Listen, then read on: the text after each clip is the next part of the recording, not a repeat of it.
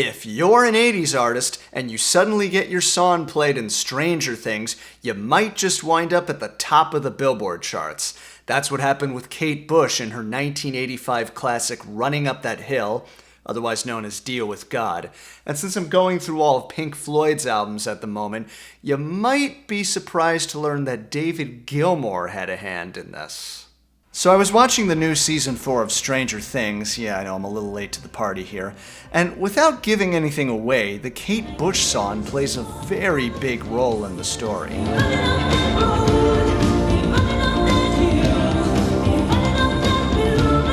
I'll confess, while I recognize the song, I didn't immediately know it. Those who've been following my channel for a while know that this isn't my favorite period of music. However, I was surprised to learn that because of its inclusion, Running Up That Hill was back on the charts. And the music video was trending on YouTube. This might have something to do with the fact that the mainstream music charts are so devoid of anything substantial, but let's focus on the song for now. Kate Bush is an English songwriter who got her start very young in the early 70s. In fact, it was David Gilmour who began to mentor her. And through a friend of the family, we made a contact with Dave Gilmour. Eventually, he put up the money for me to go into the studio and make 3 tracks. She had about 40 or 50 songs, and I picked 3, which I then took to EMI and said, "Do you want this?" And they listened to it and said, "Yes, we'll have it, please." Which landed Kate a deal with EMI and eventually released her debut album, The Kick Inside, in 1978. It was a different scene in London at this time. Obviously, disco was still ruling the charts, but punk had come along and completely changed the landscape of rock and roll and was slowly being absorbed by the new wave movement. And then all of a sudden comes this gothic, artsy pop single with lush production called Wuthering Heights, named after the book of the same name. Even to this day, it's still pretty out there, and Kate's quirky vocal does seem to suggest a hint of that snarkiness you might hear on a Blondie record. Well, a hint anyway. Wuthering Heights reached #1 in the UK. There was even a video of her dancing in this ghostly atmosphere a couple of years before MTV debuted. Pat Benatar would do a version of it on Crimes of Passion. And just the fact that it was a female artist who wrote her own song to top the charts, it was one of the first times that ever happened in the UK. As the 80s came around, she continued to release albums and singles, taking much influence from Peter Gabriel, who she'd eventually do a duet with. Her 1980 album Never Forever debuted at #1 in England, which, I was shocked to find this out, was the first new studio album by a female artist to do so, not including compilation albums. But she still wasn't quite able to capture the success of Wuthering Heights. She would produce 1982's The Dreaming by herself, making use of the new Fairlight Synthesizer, but it was considered too experimental and not commercial enough, and she was in danger of being written off as just the girl who did that weird novelty song with the high-pitched voice. So the pressure was on for 1985's Hounds of Love, which still included a lot of experimental ideas. All of side 2 was a progressive piece called The Ninth Wave. And as you probably know, the album was a success, in part thanks to its lead-off single, Running Up That Hill.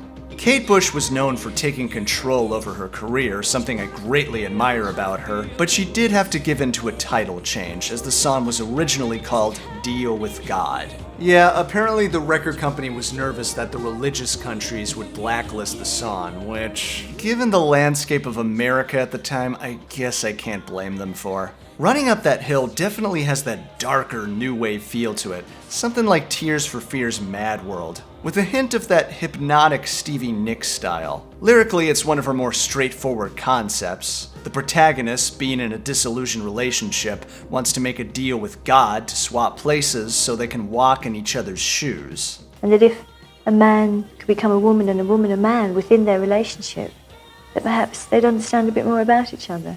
I think you can see why the song struck a chord with so many people. Not just a high school girl in Hawkins, but I think everyone has at some point had that feeling of, oh, you think it's so easy being me? Why don't you try it?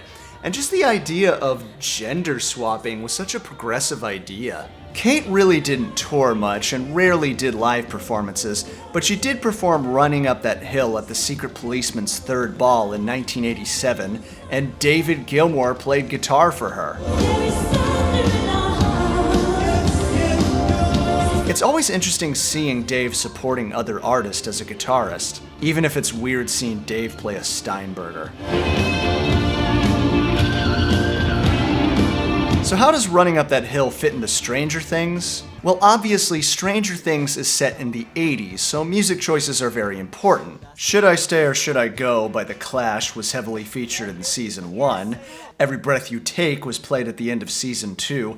Even the damn theme to Neverending Story was in Season 3. Music supervisor Nora Felder was a big part in discovering Running Up That Hill to be the perfect choice for this season's key scenes. Of course, when you're producing a commercial series, you have to clear these musical selections. And Kate Bush is one of those artists who doesn't really license her music. But after reading the script, she gave her blessing, and the song was heavily featured throughout several episodes, almost like the theme of Season 4. And it's a good thing because streams for her song blew up, and the song went to #1 on the UK charts, her first since 1978's Wuthering Heights. As of this recording, the song is sitting at #4 in the Hot 100, just below Future, Jack Harlow, and Harry Styles. That's pretty insane.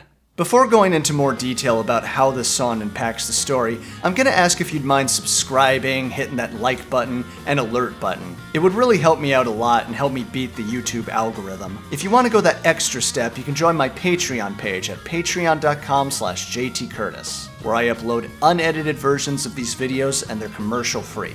So now I'm going to give a spoiler alert if you haven't seen the show. You'll need to have at least finished episode 4 of season 4 to be caught up. The first usage of Running Up That Hill is in episode 1, as the character Max walks through the hallways of her high school. She's obviously still haunted by the events of season 3 where her brother sacrificed himself to save her and her friends.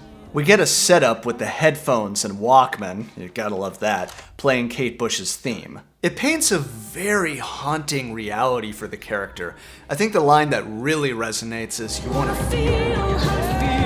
Because Max is closed off from her emotions, her friends, Lucas. As such, Max becomes a target for the series' main antagonist, Vecna, who's already claimed 2 victims, and Max believes her time is almost up.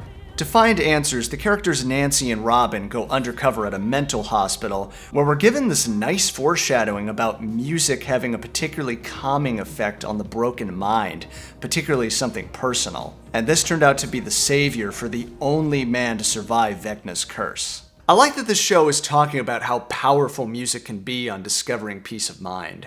In one of the best scenes in the show, following an emotional reading of a letter Max wrote for her brother, she's dragged into the nightmarish world with Vecna, and the kids scramble to bring her out of the trance by playing Running Up That Hill on that same Walkman, this time accompanied by a booming orchestra. That's when she in fact runs to the portal out of the Upside Down and is saved. Over the end credits, they play a soft piano instrumental of the same song. It's kind of beautiful how well this 1985 track works with this scene. A song that seemingly has nothing to do with running away from some evil demon monster. As far as I know. Who knows? But really, there's so much to admire about this scene. The cinematography, the editing, the acting, and of course, the music itself.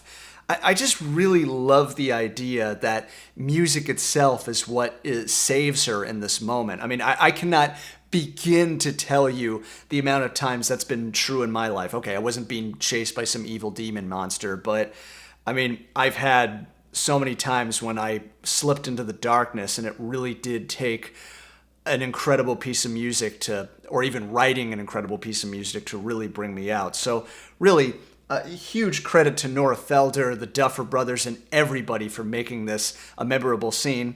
And of course, credit to Kate Bush for writing the original song and being an amazing artist. Anyway, guys, thank you so much for watching that. Again, subscribe, like, do all those good things for this video. And I'm gonna get back to working on my review of Dark Side of the Moon, so I will see you all then.